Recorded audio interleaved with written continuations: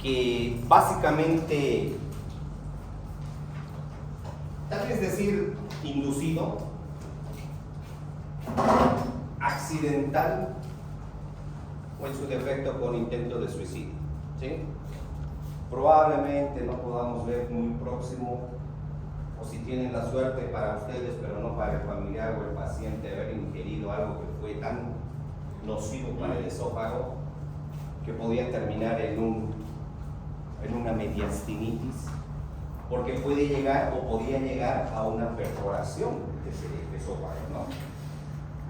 Yo tenía un profesor ya, bueno, que en paz descanse, cuando llevaba la materia de gastro, me decía, el esófago, pese que es un conducto que a veces no le damos mucha importancia porque solo es el conducto que pasa de la boca al estómago, pero hoy van a aprender algunas cosas más a favor de este pequeño órgano de transporte, que no solamente había sido transporte su función, sino que había tenido también un sistema de protección por un lado, facilitación por otro, pero que dentro de eso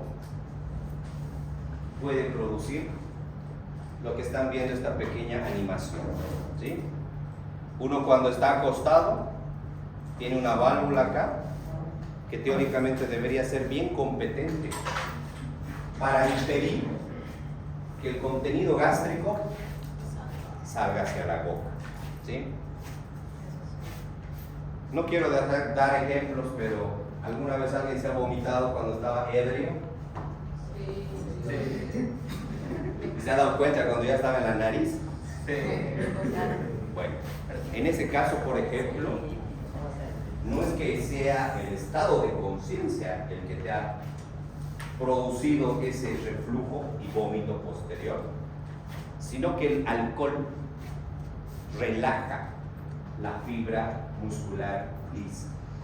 O sea, es un facilitador para que se estiren y pueda esta válvula, que también es competente, pero ese día el alcohol fue debilitando la tonicidad y ¡pum!, el reflujo y por ende el vómito, ¿sí?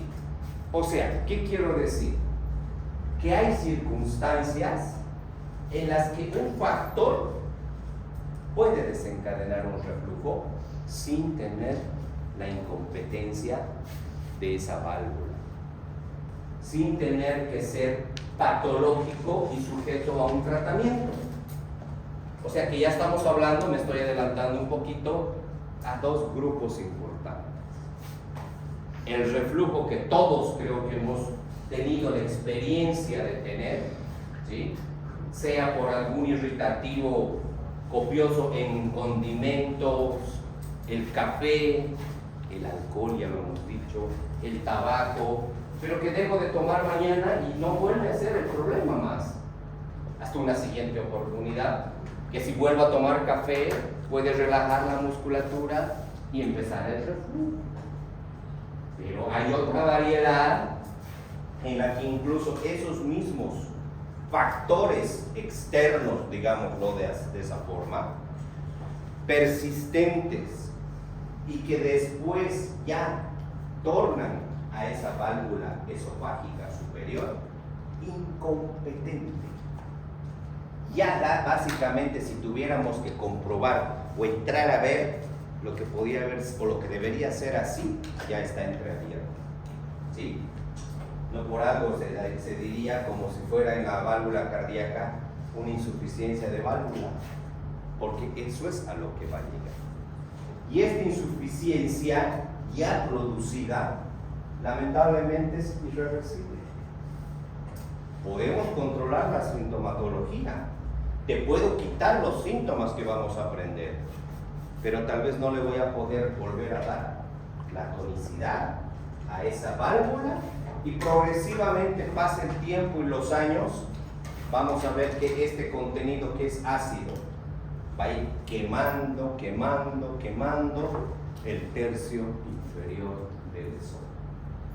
Así como vimos también en la anterior clase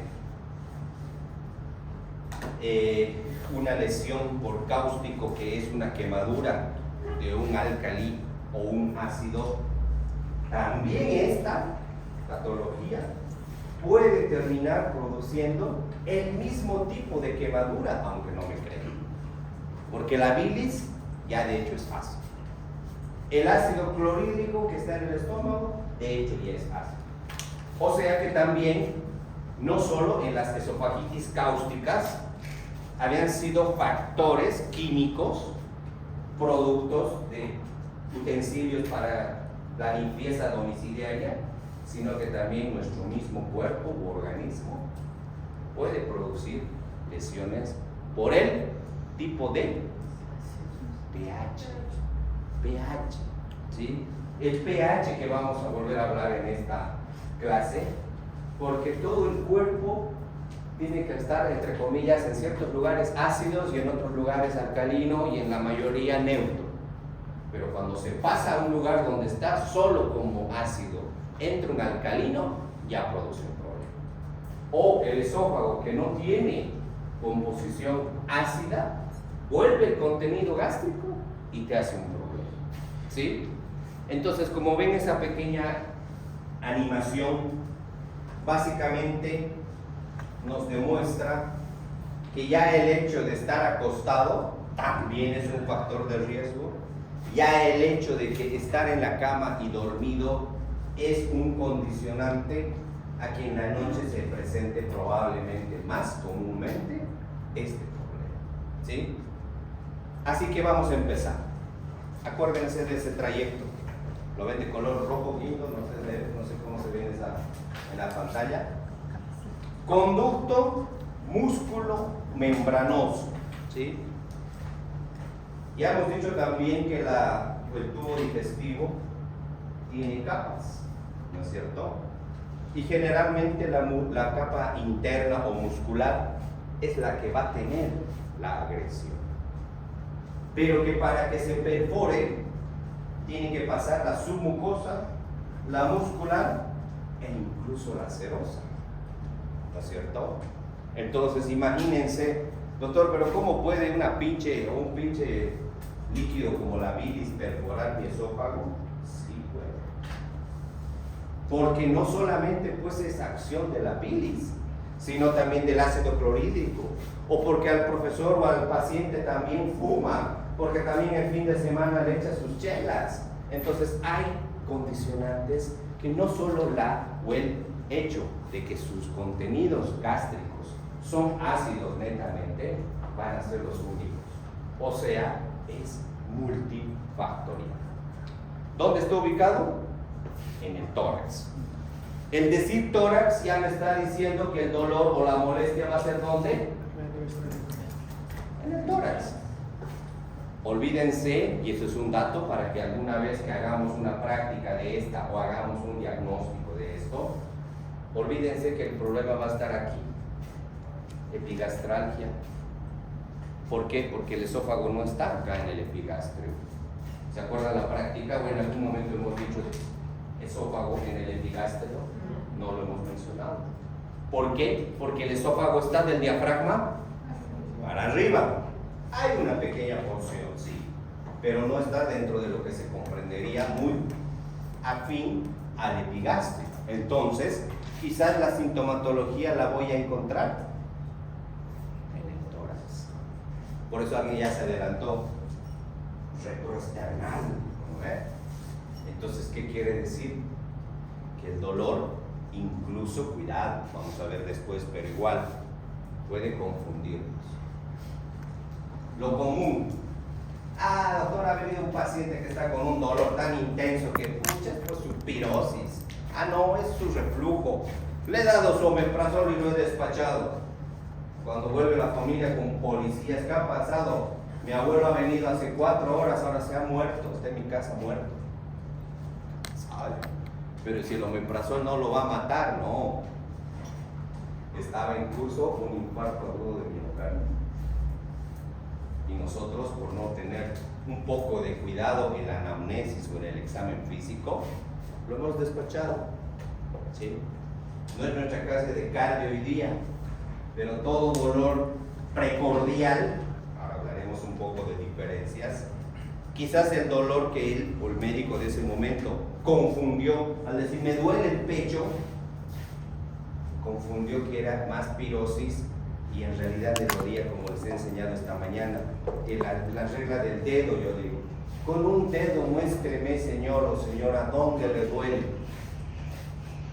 Ah, ya no es pues ahí la pirosis, o hay una pirosis derecha-izquierda. No, ¿sí? Es útil, por eso yo digo, no solo te acusa, sino también te ayuda, ¿sí? Entonces díganle siempre al paciente, ya estoy de acuerdo, le duele el pecho, pero ¿qué parte? Así a veces pasa, ¿no? ¿Ve quién era uno de los chicos? Me duele dónde, el epigastrio, acá esto, el epigastrio, digamos. Pero en el caso del tórax, lo propio. Hay órganos vitales que no nos podemos comer, porque también hay otra enfermedad que no está dentro de nuestro programa. ¿Han escuchado hablar del espasmo esofágico difuso? Son alteraciones en la contractilidad, son alteraciones en la motilidad del esófago, que esa asincronía, digamos, de las fibras nerviosas producen un dolor casi 8 a 9 sobre 10. Y uno se agarra así, el paciente que viene con eso, claro, por eso vean, no está acá, el dolor se agarra, pero también puede ocurrir el fenómeno inverso. Ustedes, infarto, hagámosle esto o lo otro y se lo están comiendo también un esófago. Entonces, dense cuenta que cuando se habla de diagnósticos diferenciales, y eso lo estamos aprendiendo en las prácticas, sepamos ser buenos entrevistadores. Ya tengo que pensar si en esa zona hay otro órgano que me puede estar o puede estarse confundiendo el problema. Averiguaré por lo menos con una pregunta. Si fuese infarto agudo de miocardio, ¿alguien sabe cómo es el dolor anginoso en el corazón? Opresivo. Ya, es opresivo. Según los antiguos clínicos decían que el paciente refiere como si la pata del elefante te estuviera aplanando. Y no se agarra así. El paciente te dice, ¿dónde? Pero señale dónde le duele. Siempre se agarra toda la mano. ¿No es? 2, otro. Punzante. No, ya opresivo es la causa. Ya prego. El dolor se ríe, Irradiación. Al borde cubital. Y peor si siente que va hacia la mandíbula. ¿Por qué? ¿Por qué? Pero si Por el compromiso del dolor reflejo de la misma fibra nerviosa que parte atrás, o sea, lo que no hemos dicho que era una de las frases, ¿por qué hay el dolor reflejo? Cuando está doliendo acá, pero se está reventando mi apéndice, porque el origen de ambas raíces vienen del mismo lugar, del inicio donde es, del mismo ganglio. Entonces, por eso duele, digamos, confunde el lugar del dolor, por el mismo compromiso. Entonces vean que para hablar de esto hay que tener cuidado en caja torácica, no se confíen, ¿sí? Entonces, pero pensemos que este es solamente un dolor retroexterno, ¿ok? ¿Cuánto mide? De 30 a 40 centímetros promedio. Eso es relativo porque hay gente que mide 2,5 metros, no creo que sea 30 su esófago, ¿no? Otro, pasa el abdomen a través del hiato esofágico del diafragma. Ya nos está dando ahí la frontera, que no va a pasar más allá del diafragma, ¿sí? O sea, que el diafragma es un amiguito que va a ayudar o va a evitar que haya retorno, ¿sí? Y 3, ¿qué dice acá esta palabra? ¿Qué significa eso? ¿Pasaba clases online? que no se puede ver a simple vista. A ver, ¿cómo? Usualmente no existe esa cavidad, Desaparece. o sea, no está abierta. Ah, ya, muy distinto. Porque me dices, no está, entonces de momentos desaparece mágicamente, ¿no? Que generalmente está colapsada, ¿sí? Y que solo se va a abrir ante un contenido. Lo mismo que pasa, por ejemplo, otra cavidad virtual, ¿quién sabe? El peritoneo. Ya, otro, Pleura. las pleuras, Pleuras. ¿sí? Solamente las pleuras se abren cuando hay un derrame pleural. Entonces, todo lo que es espacio virtual, bueno, no sé por qué lo han puesto virtual, pero bueno, significa que en estado normal no hay abertura, no hay contenido. Pero ya cuando es patológico, o en este caso, cuando hay algo que lo estimula para empezar a funcionar, porque eso es lo que pasa en el esófago, que dijimos que cuando empezamos a masticar, automáticamente ya todo el trayecto está empezando la contractilidad, ¿no? Les puse creo que en la práctica un día un ejemplo. ¿Qué pasa con los que ni bien terminan de comer, ya están corriendo al baño? ¿Se han dado cuenta? ¿Hay algunos que tienen ese problema o no? ¿Por qué? A ver, ¿acaso la digestión es tan inmediata para llegar abajo? Una digestión promedio 2 horas para adelante, hasta 4 se podría considerar que lo que ahorita estoy comiendo recién en 4 horas voy a evacuar. Sino que al hacer la masticación, la deglución, estoy empezando a hacer ondas peristálticas. Y si el estómago, o en este caso, perdón, los intestinos, identifican que hay materia fecal, tienen que hacer campo, pues. Entonces empieza a vaciar. ¿Por qué? Porque el estímulo ya le estoy diciendo de arriba, hazme campo porque este cuate se está tirando medio kilo de churrasco y si tomes y te va a dar otra vez, lo vas a estreñir. Entonces empieza a evacuar. No es nada malo, es hábito, así como algunos hemos visto en la práctica también tienen deposiciones cada 2 o 3 días, pero no es estreñido, ¿sí? Es hábito. Entonces, todo lo que le estimula o estímulo del intestino o del sistema digestivo es desde arriba, desde la boca, ¿sí? Acuérdense de las capas de la mucosa, de adentro hasta afuera, ¿sí? Aquí me faltaba uno, la submucosa, ¿ok? Porque está con la mucosa, submucosa, muscular y serosa. Y la muscular ya saben que tiene fibras musculares lisas, longitudinales y las circulares. Porque estas tienen la capacidad ¿de qué? De hacer contractilidad y propulsión. O sea, es una cosa como que las ondas peristálticas, si no las tuviéramos en esa contextura, no avanzaría el bolo alimenticio, ¿no? Se quedaría ahí estático.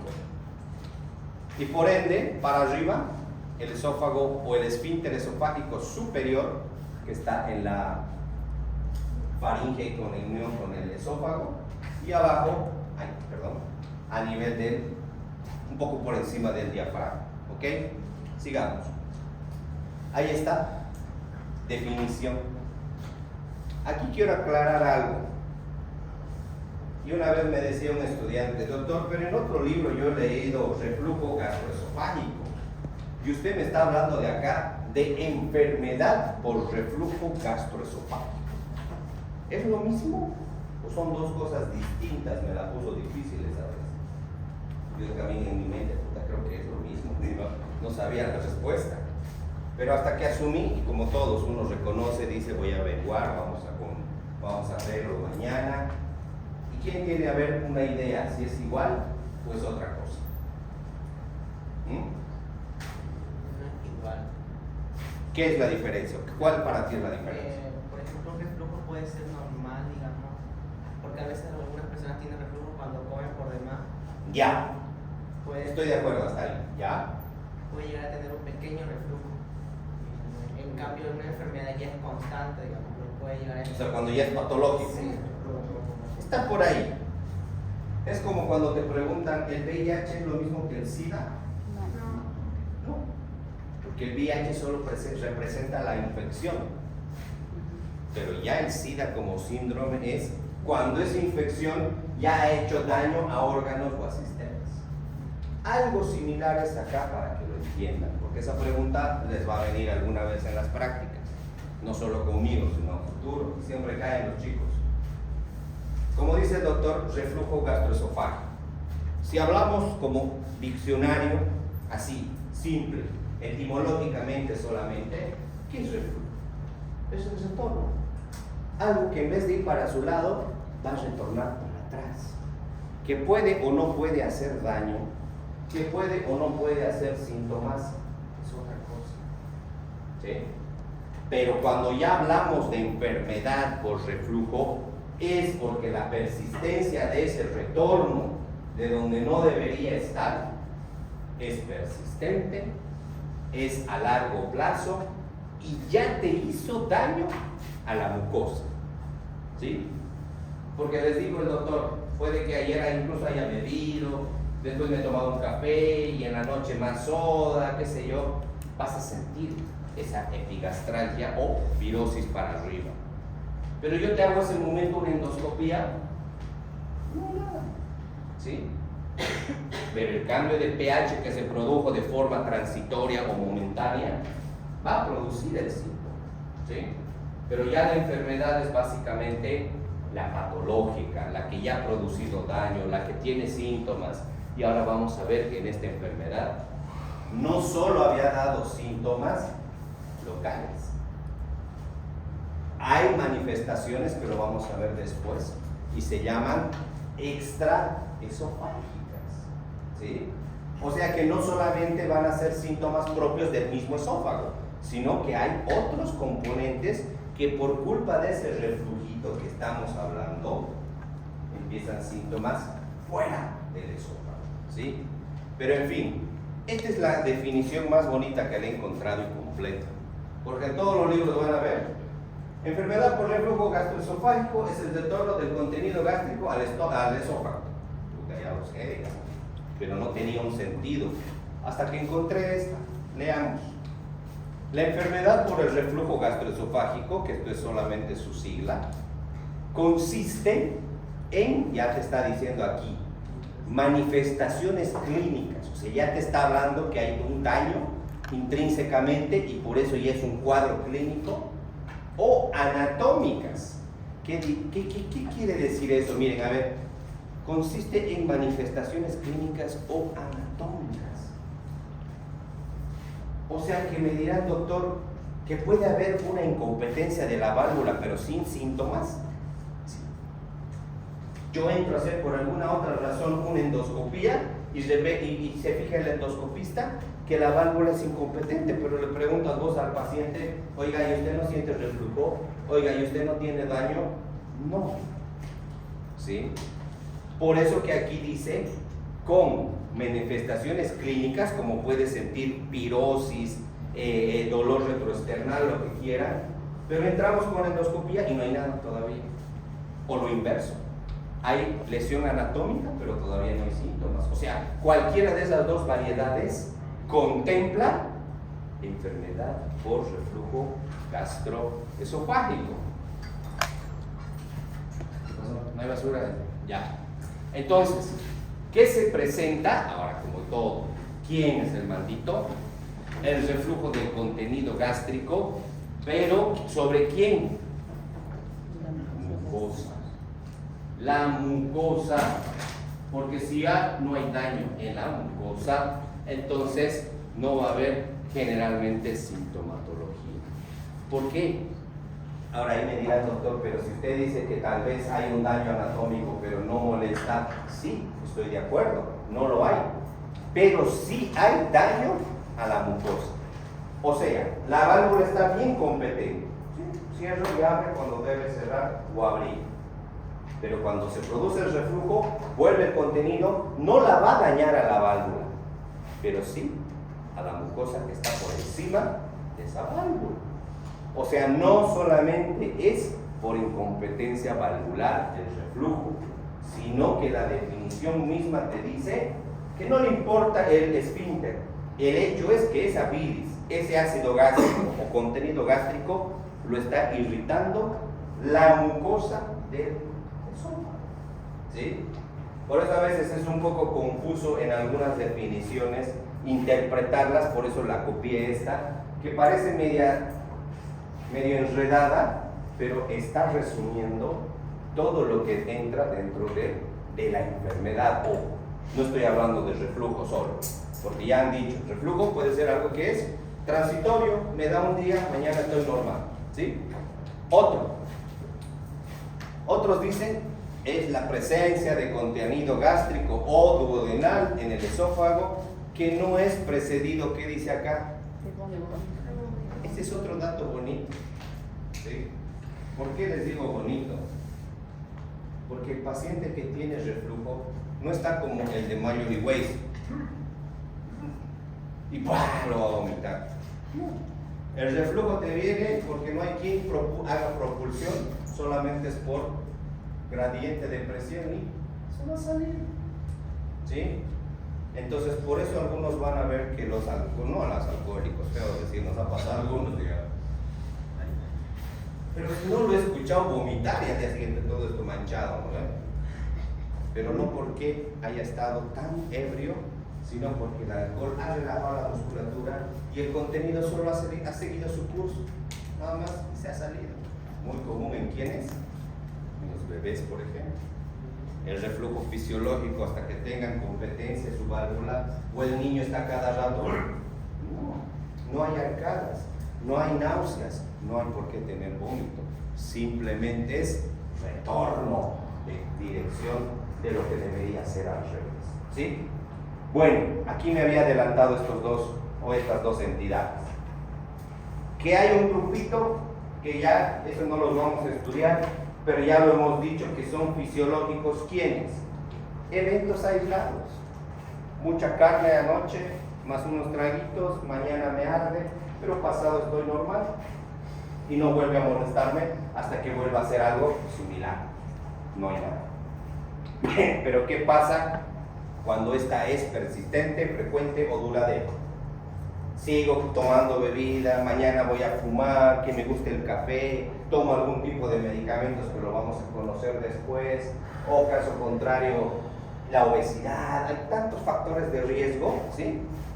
Esa persistencia al final va a terminar siendo patológica, ¿sí? O sea, de lo que era tan inocente, va a abrir los ojos y se va a volver dañino. Fisiología. ¿Cuál es el episodio de reflujo normal? ¿Frecuente durante y después de las comidas? Sí. Normalmente cuando comemos mucho y rápido, a veces nuestro tiempo no nos da para... ¿Cuántas veces deberíamos masticar, hemos dicho? 50, Porque imagínense, yo creo que en 10 yo me almorcé todo porque era tarde. Entonces, cuando hay esas alteraciones ya desde la deglución, entonces puede aparecer reflujos normales, ¿ok? Que debe durar, dice, menos de 5 segundos o excepcionalmente más de 10. ¿Y qué significa eso? De que es esa sensación que están ustedes comiendo y como que ni siquiera han hecho un esfuerzo de náuseas, pero han sentido algo que está queriendo volver, ¿sí? Cuando comemos incluso en gran cantidad. O sea, ¿qué quiere decir esta diapositiva?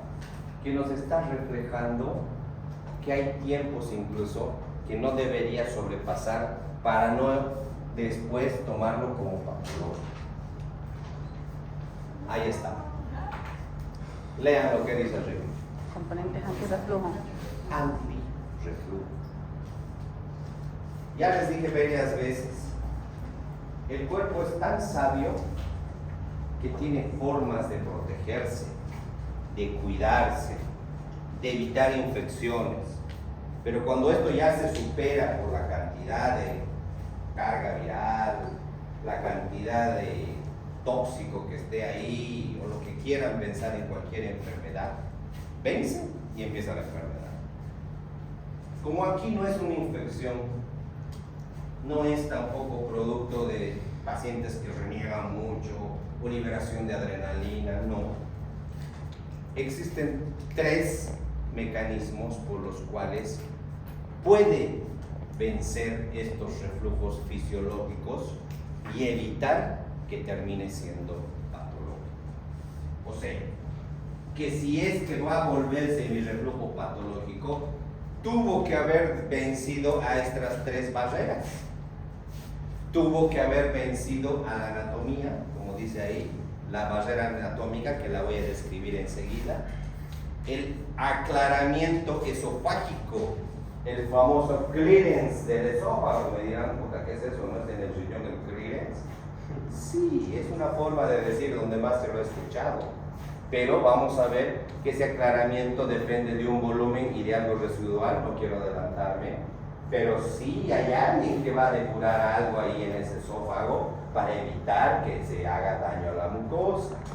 Y por último está una barrera fisiológica celular, porque también había habido células que nos defienden, lo que les dije al principio.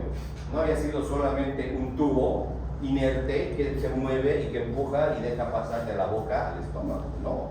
Tiene células especializadas que impiden que ese contenido que por fin has masticado tus 60 veces llegue garantizado al estómago, pero evite ser dañino en ese trayecto. Y están estas células o estas barreras: la barrera preepitelial, la epitelial y la postepitelial, ¿sí? Vamos a empezar con la número 1. Vamos a empezar a conocer quiénes son ahorita nuestros amigos que nos están ayudando a que lo que han almorzado hoy día no esté volviéndose a la hoja. La barrera anatómica, ¿sí? Ese dibujo creo que lo han debido ver N veces cuando hablan de hernia de hiato, cuando quieren hablar de Mallory Weiss, cuando quieren hablar de hasta de varices esofágicas, que lo vamos a hablar en cirrosis hepática. Pero en este caso, la utilidad, esa pinche barrera. Quiere decir que los pilares de lo que es nuestra parte anatómica de esta zona están impidiendo que no haya incompetencia de la válvula. Ayuda a que lo tengan ese anillo protegido en un tono adecuado y que cualquier factor no haga que lo pierda o le haga perder su competencia y que se vuelva flácido, laxo. ¿Y quién estamos hablando? Ya de hecho la misma válvula, el esfínter esofágico inferior. ¿Quién? El diafragma. Pero el más importante que yo diría de esto, este ligamento freno-esofágico, ¿sí? Porque es lo único como la sutura que va a estar alrededor del esófago, ¿sí? Para pegarlo al diafragma, que es justamente la división de la caja torácica con el abdomen, y que sí tiene dos orificios por donde pasa tanto el esófago y los vasos grandes, pero puede que el diafragma tenga una parálisis, no me importa, no va a pasar nada con el reflujo. Puede que tal vez el esófago quizás pueda estar incompetente parcialmente, ya está bien, pero si este ligamento estuviese defectuoso, es como que lo liberó, se soltó el esófago de lo único que lo está prendiendo a su lugar, que es el diafragma, y se va a deslizar, se va a ir a cavidad torácica, va a jalar al estómago, y eso ¿qué se llama? Hernia.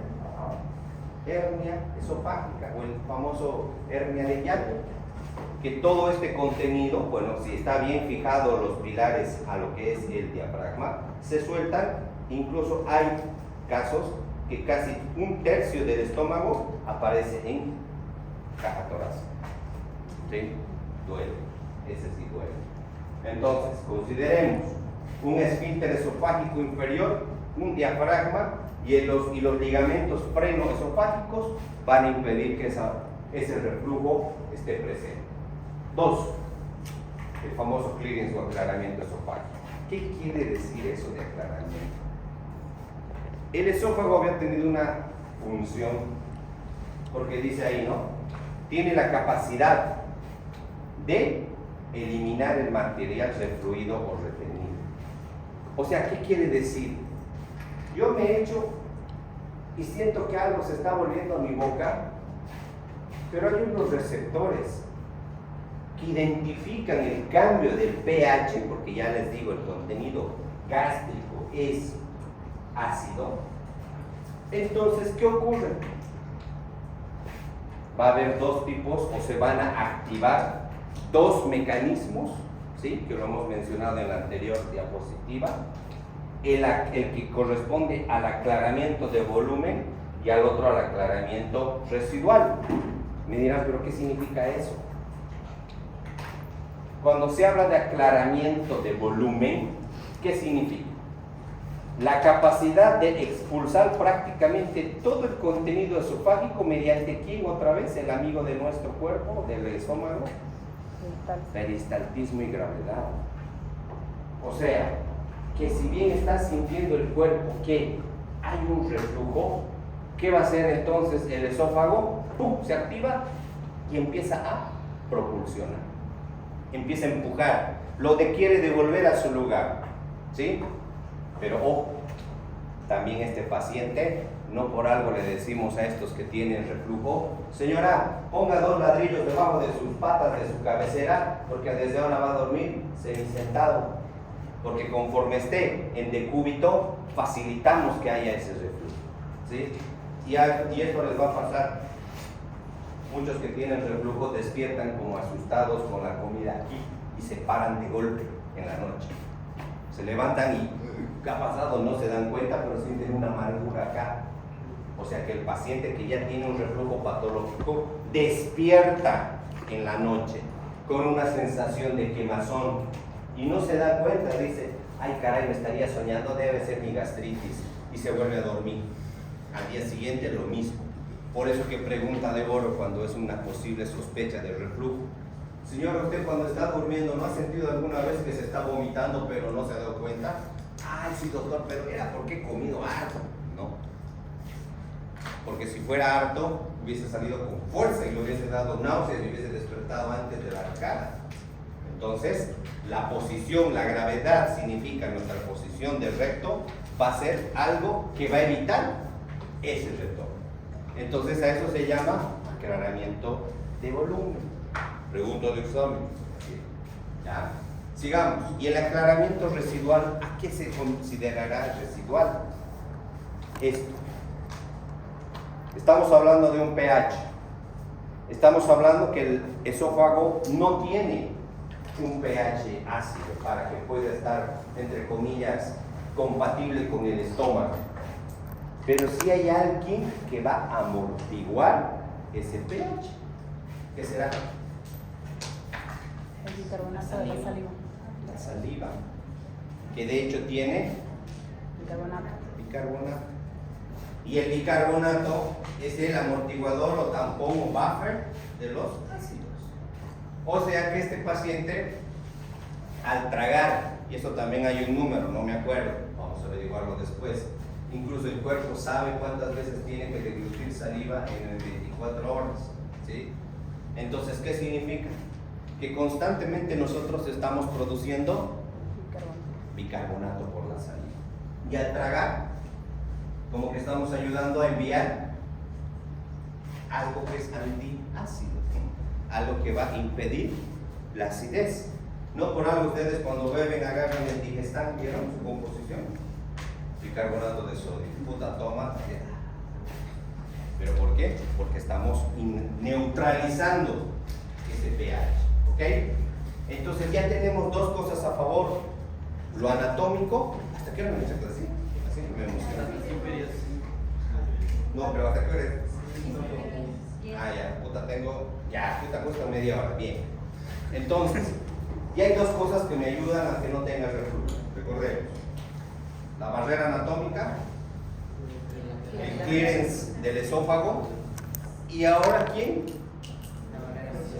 La parte celular, las mismas células de la mucosa. Si bien este es un corte histológico, que no me pregunten qué significa porque no sé, aquí está la respuesta. Ya de hecho pensar que aquí arriba en la parte preepitelial, porque este es el epitelio de la mucosa, tenemos, les dije, ¿no?, casi en todo el trayecto del tubo digestivo, ese moco, esa sustancia gelatinosa, ¿sí? ¿De qué sirve? Para facilitar que pase directo, porque si fuera seco nuestro tubo digestivo se iría trancando, ¿no? Pero además, ¿por qué? Porque no solo la saliva había tenido bicarbonato, sino también esta capa preepitelial, que es una flemita, o por decir una capa de como gelatina, constantemente está produciendo bicarbonato. O sea que por más que estés retornando ese pH ácido del estómago al esófago, esas sus células constantemente están produciendo bicarbonato. O sea, están tratando de neutralizar, aunque estuviera incluso mal esa válvula. ¿No ven? Por eso que aquí dice que en la parte epitelial o la defensa, porque bueno, algunos autores lo llaman defensa, los cambios estructurales en la membrana celular por intercambio iónico. O sea, acuérdense que cuando se une un hidrogenión con un hidrogenión con un bicarbonato, ¿qué va a formar? ¿Se acuerdan o no? Ácido carbónico y agua. ¿Sí? Entonces, al jalar los hidrogeniones de la parte ácida, lo va a tamponar con el bicarbonato y lo que va a separar y producir es ácido carbónico y agua. Así lo neutraliza el cuerpo. ¿Sí? O sea, para que recuerden en síntesis que también las células están peleando todo el día formando bicarbonato. ¿Ok? Entonces, ¿ahora qué va a pasar? Tengo tantas barreras, pero soy tan necio que sigo bebiendo, sigo tomando medicamentos irritativos, sigo con sobrepeso, sigo con tantas otras causas que vamos a verlo, y todavía me sigue defendiendo nuestros componentes o nuestras barreras, yo lo llamaría antirreflujo. Pero ya va a haber un momento que ya no me da. Lamentablemente ya no, el moco de acá no va a poder compensar la acidez de lo que sigue retornando en más cantidad y al final empieza a hacerse patológico. ¿Sí? Esto, ya les digo, esta clase de fisiopato ya no es de la clase, pero siempre lo voy a poner porque aquí es como en el tema de síndrome coronario agudo, la balanza famosa, aporte de oxígeno versus consumo. Algo similar ocurre. Si esta balanza estuviera al medio, ¿quiénes lo mantienen al medio? Hay un grupo de factores agresivos y unos factores defensivos. Si se van a aumentar los agresivos como los que ya he mencionado, entonces todos estos van a estar vencidos. Pero si manejo más a mis factores defensivos, estos se van a ir disminuyendo. O sea, que esto va a depender de nosotros, ¿sí? De que yo me cuide, ¿sí? De que yo duerma semisentado, ¿sí? Y que deje de tener una vida de tóxicos. Pero ¿qué va a ocurrir para que se den cuenta en el caso de que se quede así como la balanza? Porque yo sigo negligentemente consumiendo, pese que el doctor me ha dicho, ¿sabes qué? Creo que tienes reflujo, te voy a hacer unos estudios, pero mientras tanto cuídate de esto. Va a ser este proceso un círculo vicioso. ¿Qué va a ocurrir? Que por el hecho de que hay contacto de estas sustancias, se van relajando transitoriamente las fibras del esfínter esofágico. Por el alcohol, por el picante, por medicamentos, por enfermedades autoinmunes, todo lo que se les imagine. Y van a empezar con el tiempo a que ese esfínter esofágico inferior se vuelva incompetente, ¿sí? O sea, que cada que esté relajándose se va a acostumbrar, digámoslo así, ¿no? A que tanto que lo relajo con mis factores agresivos, va a perder la tonicidad de esa válvula. Y que va a llegar a esa incompetencia, y lo cual, ni modo, ya es incompetente, me voy a echar, ya no se cierra absolutamente, y va a refluir. Hasta que al final falla de factores anatómicos y se queda incompetente para toda la vida, ¿sí? Entonces ya se vuelve algo quirúrgico, porque cuando ya hay dilatación de la válvula, acuérdense de mí, mucho tiempo han manejado la domperidona como para querer un poco mejorar la tonicidad. Ahora ya no existe. Se ha estirado, como dicen, se ha estirado. Solo queda entrar y una cirugía que la van a ver eso en el video, ¿ok? Pero ya se vuelve quirúrgico, lamentablemente. Aquí están sus factores defensivos y agresivos. Y lo que se provoca la bulimia Terminan en eso igual. Pero más que pensar en un reflujo, ellos van a terminar primero en un síndrome de Mayer-Weiss. Y ahí puede ser controversial el problema. ¿Por qué? Cuando hay una lesión traumática y se ha producido el desgarro, como hemos visto en las fotos de la anterior clase, al reparar al cicatrizar, ¿qué va a ocurrir? Estenosis. O sea que no es que no va a poder refluir, pero tampoco va a dejar pasar ya también el tránsito para abajo. Ya va a haber otro problema. Entonces, si voy a hablar de que la bulimia, qué sé yo, es un factor condicionante, yo diría que al revés, que sería más por la estenosis, que más bien ya va a haber disfagia. Le va a costar tragar porque en la fase del esófago ya está alterado. ¿Sí? Sigamos. ¿Quiénes habían sido estos factores que nos defienden? Aparte de las barreras que hemos mencionado, la presión del esfínter esofágico inferior. Normalmente tiene que estar unos 15 milímetros de mercurio esa competencia. ¿Cómo creen que alguien tiene idea cómo se mide eso? ¿Saben? Han metido eso con lo que medimos las llantas. ¿Alguien se le ocurre? ¿Nadie? ¿A la una? ¿A las dos? Cuando veamos 100 métodos de diagnóstico, van a escuchar qué es la pHmetría 1 y la manometría. Te meten una sonda por acá, hasta donde está este esfínter, y un aparatito, así como mides algo, qué sé yo, glucómetro, va a activar la contractilidad de eso, y ese aparatito automáticamente te sale un número y dice 8 milímetros de mercurio. Ya está bajo la presión, tentativamente ya es una incompetencia valvular. O sea que depende de un diagnóstico o método de diagnóstico que se usa para confirmar el reflujo. ¿Sí? Exacto. Ahora también hay para el pH, porque aquí también es otra palabra que apareció, la pHmetría.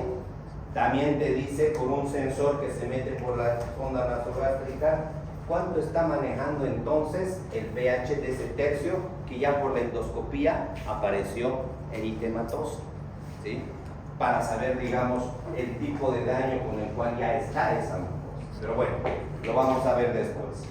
Entonces uno va a hacer la competencia por esta presión que debe manejar, promedio. El aclaramiento que ya hemos dicho que depende de ¿qué? Del volumen, del bicarbonato y factores de la mucosa, lo que hemos dicho esas células. O sea, básicamente está, aparte de lo que hemos hablado, medir esa manometría. ¿Ok? Y todos los factores agresivos que se les ocurra, que estén sus pHs para menos de 4 o más de 7, ya piensen que son factores agresivos. Miren, no está tanto como los cáusticos, pero ya hablar de menos de 4 ya es ácido para el esófago, ¿sí? Ahora, ¿de qué más depende estos factores agresivos? Pongamos un ejemplo.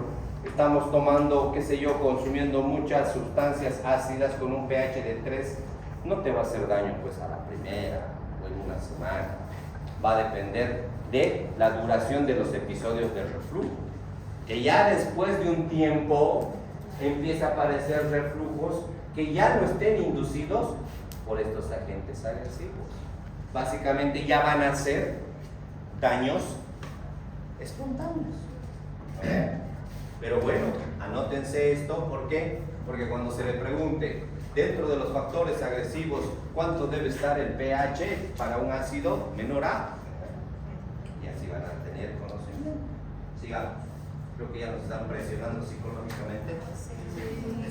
Doctor, ¿el esfínter esofágico inferior es lo mismo que el cardiac?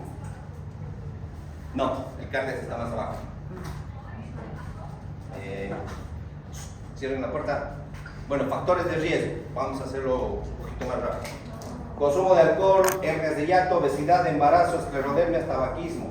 Ciertos medicamentos dirán, pero medicamentos sí. Anticolinérgicos, beta bloqueadores, broncodilatadores, bloqueadores de canales de calcio, fármacos dopaminérgicos, los que se usamos para el Parkinson, progestágenos, sedantes para el insomnio, los que usamos clonazepam, antidepresivos tricíclicos. Si ustedes ven de estos grupos de fármacos, medicamentos, creo que todos usamos alguno de estos, ¿sí? Todos los que utilizamos. Por eso están ahí, mira, por ejemplo, de los progestágenos. Entonces, todos tenemos en cierto grado Tabaquismo.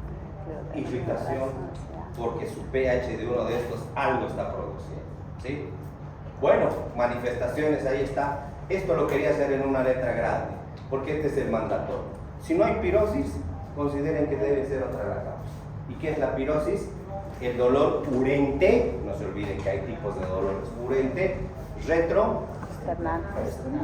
no hay más, que se acompaña de náuseas, síntomas menos comunes, regurgitación, tos, sibilancia, disfonía, odinofagia, disfagia, ¿sí? Aquí está lo importante. Cuando les decía, pero doctores, o me dirán, doctor, pero si es el esófago el problema, ¿por qué nos habla de que hay cosas fuera? Hay unos estudios, y aunque no crean, lo van a revisar eso.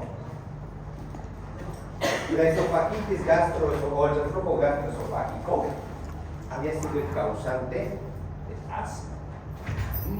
Yo cuando lo he leído hace tiempo digo, ¿de asma? ¿Por qué? ¿Y por qué? ¿Y por qué? ¿Y por qué? Bueno, no es la clase ahorita de neumología, pero todo paciente, hay estudios que dicen que son asmáticos, han sido generalmente pacientes que previamente tuvieron reflujo gastroesofágico. El mecanismo no me acuerdo, pero les estoy dando una razón para que investiguen, porque si alguna vez van a decir, doctor, dice que tiene asma porque le ha dado reflujo, créanle, está descrito, no es broma que les estoy dando. Pero ese ejemplo se los estoy poniendo para que se den cuenta que un pinche reflujo además había sabido condicionar a otros problemas. Por eso que hay tos crónica, por eso que hay bronquitis. Miren, aquí está el asma que les he mencionado.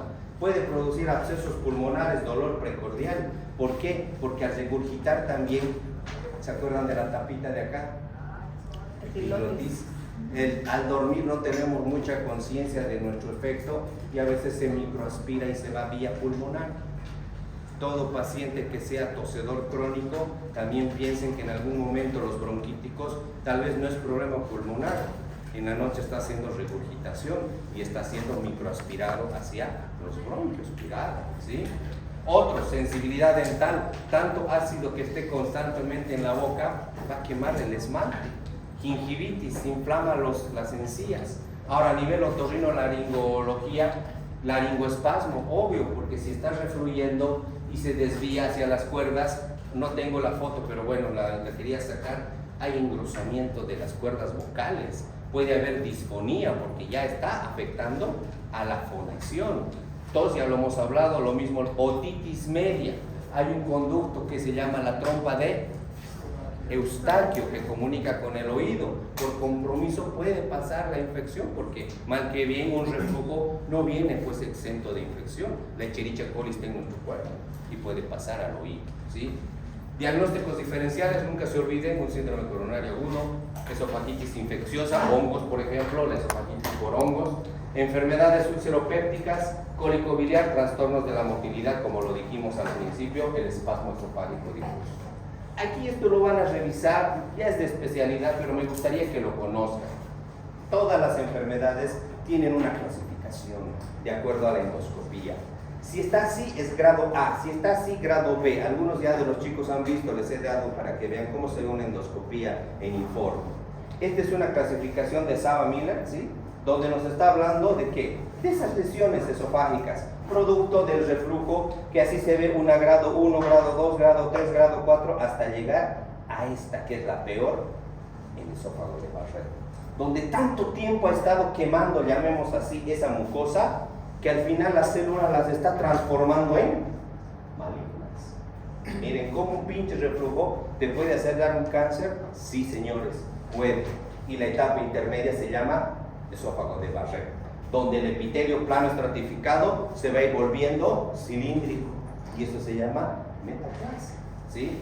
Otra clasificación de los ángeles se llama, donde se ve también clase A, clase B, clase C y clase D. Depende de qué, del tamaño de la úlcera o la lesión, ¿sí? Sigamos. Complicaciones más importantes, estenosis esofágica. Miren, un estudio contrastado que ya no pasa, como dijimos el ejemplo, de que se va a estenosar y más bien no va a dejar pasar el famoso esófago de Barrett, ¿sí? Y al final puede producir este esófago de Barrett, adenocarcinoma, que eso es cáncer, ¿sí? Ahí está en foto esta lesión que está vista así, ¿sí? Esta es la famosa línea Z, pero la úlcera está toda hecha pomada, y así se debería ver normalmente en la endoscopía ese segmento del tercio inferior del esófago, y miren cómo se pierden las rugosidades, se vuelve liso, porque esas células están cambiando, ¿sí? Estos son los estudios que les decía al principio, pHmetría más ¿dónde está? En la impedancia eléctrica.